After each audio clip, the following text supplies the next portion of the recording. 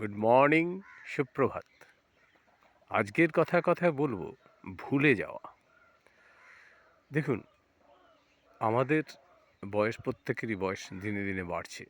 আমি একদম বাচ্চাদের বা শিশুদের কথা বলছি না।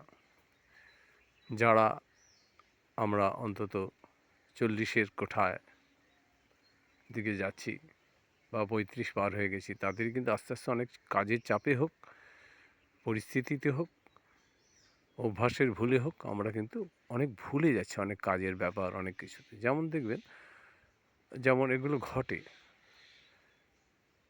তো আমার কাছে এক ভদ্রলোক এসেছিলেন। উনি বললেন যে আমি খুব ভুলে যাই। তো আমাকে এমন কিছু টিপস বলতে পারেন যাতে ভুলে যাওয়া কমে? আমি কীরকম? বলে দেখুন, আমি জেনারেলি ধারে জিনিস নেই না। কিন্তু আমি কোনো একদিন পাড়ারই একটা মুদিখানার দোকান থেকে কিছু মাল নিয়েছিলাম। সঙ্গে টাকা পয়সা ছিল না। আমি অনলাইনে কাজ করি না।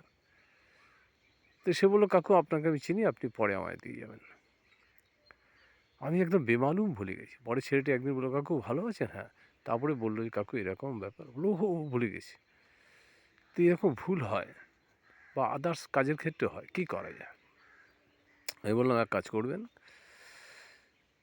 আপনি ঘরের মধ্যেই পারলে খাওয়া দাওয়ার পরে একটু পায়চারি করবেন। কিছুটা সামনে হাঁটবেন, কিছুটা পেছনে হাঁটবেন। পেছনে হাঁটলে পরে আমাদের অনেক অতীত স্মৃতি বা আমাদের স্মৃতিশক্তি বাড়ে পেছনে হাঁটা। আগে যেরকম আমার পেছন দৌড়াতাম ছোটোবেলায় স্কুলে। যাই হোক, পেছনে হাঁটবেন, আস্তে আস্তে হাঁটুন। সামনে যদি 4 পা হাঁটেন, পেছনেও 4 পা হাঁটবেন। আরেকটি ব্যাপার হলো, আপনি প্রতিদিনের পরের দিনের কাজ কী করবেন, আপনার টেবিলের মধ্যে লিখে রাখবেন। ধরুন কারো থেকে যেরকম বললেন ধারে কিছু নিয়েছেন, ভুলে গেছেন, পরে দেবেন। সেই অ্যামাউন্টটাও লিখে রেখে দেবেন যে ওই টাকা পায় ওকে দেবো। আর সেইটা ঠিক মোবাইল বা ঘড়ি যেখানে রাখেন তার সামনে রাখবেন। পরের দিনে যখন ঘুম থেকে উঠে ওটা আপনার চোখে পড়বে। দেখবেন ভুল হবে না।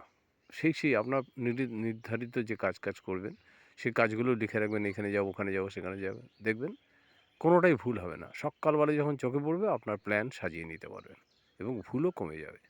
স্মৃতিশক্তি মনে করার একটা ভালো জিনিস।